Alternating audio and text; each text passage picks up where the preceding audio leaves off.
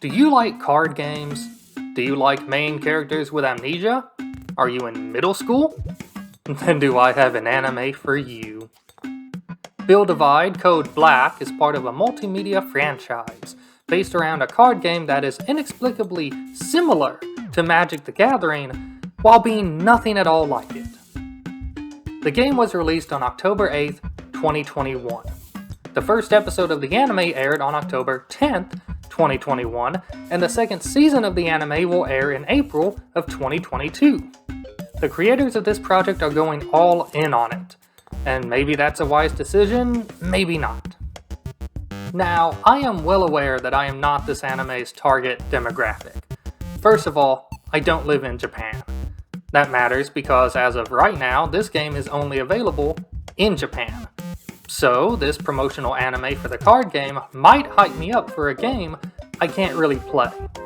But there might be ways around that, like importing the cards or a future English release. So, why else isn't this anime for me? Because it is clearly pandering to 13-year-olds. Not that that's a bad thing necessarily. It is what it is, and if you're 13, or can enjoy things a 13-year-old can, you can still enjoy this anime. But god is it cringy if you're an adult, especially one in their mid-30s like me. The main character, Kurabe Teruto, has amnesia. What a surprise. Never seen that trope before. He's also a sullen loner that doesn't talk much and doesn't seem to care about anything. Except, of course, the card game, Build Divide, which the entire world revolves around apparently. And I mean that. One's ability at Build Divide determines their social status, their economic status, and, I assume, literally everything about their life. That's how serious Build Divide is in this show. But I forgot. Teruto also cares about one other thing. Bread.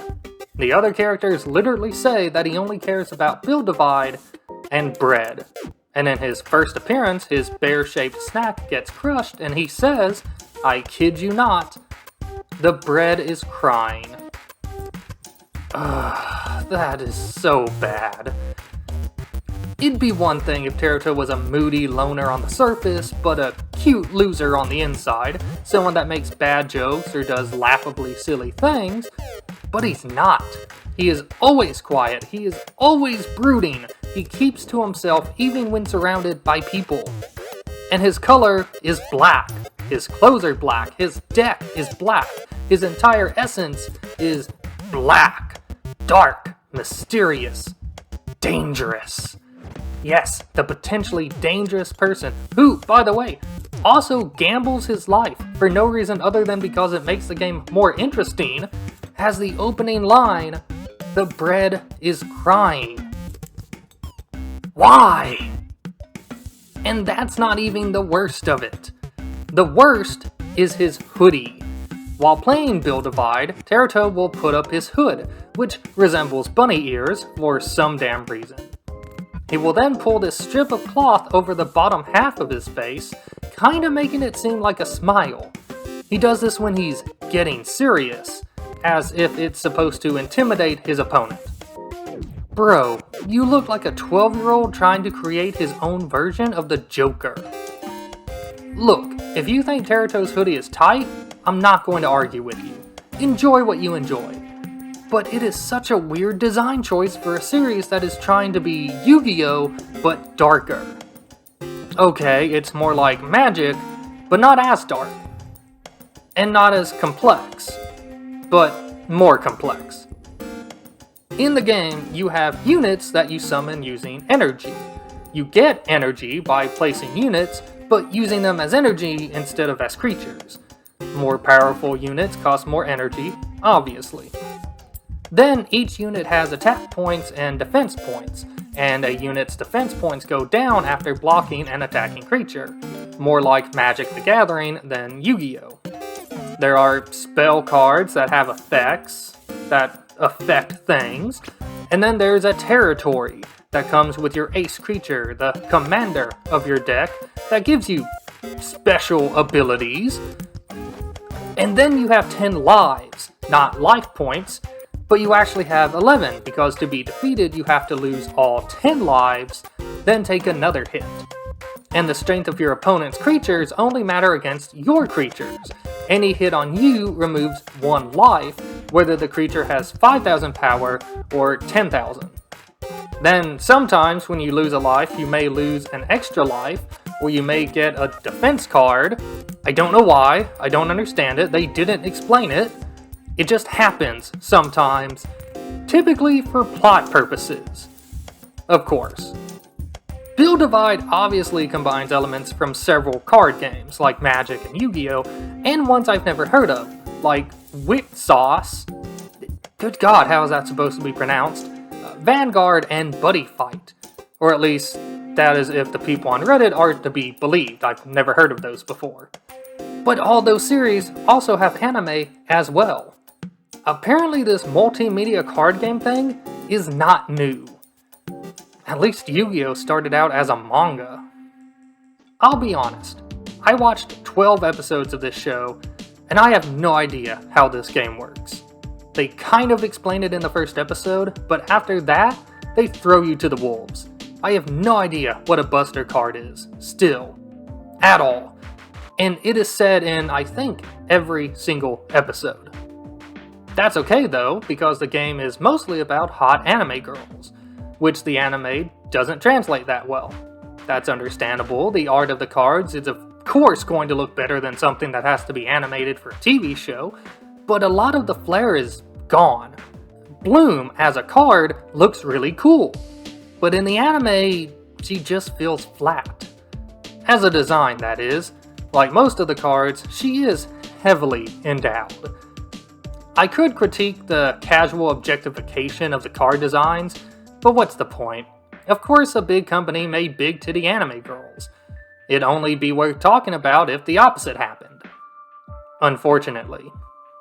But I can talk about the female characters in the anime and how they are not all large-chested fap bait. Sakura and Hiyori have realistic proportions and their own ideas and goals. They're not well-developed characters, because nothing is well-developed in this show, but they don't exist just to hit on Teruto or show their skin. Although there is a beach episode, because everything needs a beach episode. I don't even know if I'm being sarcastic or genuine. I think I've watched too much anime. One big exception to the girls don't exist to please men, however, is Kika. An underage girl wearing what is essentially underwear, but more revealing than underwear. Kika made me feel bad every time I saw her. Because, of course, I am not the target audience. The target audience being teenagers, and probably on the low side of teenagerdom at that. Maybe it's more agreeable for a teenager to see this type of character, but not for me. I cannot explain why Kika's design is a good choice, because it isn't, and I will not agree with anyone's defense of it. It is unnecessary, creepy, and sexist in equal measure. Which is sad, because I like Kika as a character. She just needed to wear some damn clothes. The plot of Build Divide is that the king of Neo Kyoto, which is a nice change from Tokyo, always getting all the attention, is allowing people to challenge him in hopes of having their wish granted. To challenge the king, a person needs 21 key chips to do so, and some people randomly have key chips, so they have to battle each other to collect them until someone has 21 of them. How many key chips are there total? No idea. How many challengers are vying for a battle against the king? No idea. Who distributed the key chips and decided who got them and how many they got? No idea. It doesn't matter. It's about cards and battling. That's why about half of each episode is dedicated to a battle, predictably, usually between Teruto and someone else, though Sakura does fight in one episode. And by the way, do you know why Teruto wants to battle the king? Because he hates the king. Or he thinks he does. He's got amnesia. He doesn't really know anything. And Sakura, she wants to use Teruto as her proxy, getting him to win against everyone because he's better at Build Divide than she is. And why does she want him to win? Again, we don't know. It's a secret. Shh. But Sakura is also fading out of existence with stuff going through her hand every now and then, and her seeing stars through it. Spooky. Teruto fights to challenge the king. Sakura goads him into fighting because he acts like he doesn't even care that much about collecting key chips. 2 other characters join the crew, kind of, because the more the merrier, and the card game is still an enigma to me. I honestly have no idea why I watched this show past the first episode. I wasn't thrilled, but I thought, let's give it a shot. And I made it to the end. It wasn't always good, but it wasn't terrible either. I think I mostly kept watching just to make sense out of everything, because at the start, nothing makes sense. And by the end, it still doesn't make much sense. But you can see what they're going for. Kind of. Will I watch Season 2 when it airs? Yes, I know I will. I am actually looking forward to it a little. Will I enjoy it? Probably not, except to laugh at how cringy it is. I mean, have you seen the teaser for it? It's going to be a garbage fire. But maybe it'll be my garbage fire. Who knows? Did you watch Build Divide Code Black? If so, what did you think of it? Good, bad, forgettable? Share your thoughts in the comments. And if you didn't watch it, then why not tell me about your favorite collectible card games if you have any? I played a ton of Pokemon in middle school and Magic in high school, and I've been getting back into them over the past few years. But damn is it expensive when you're buying your own cards.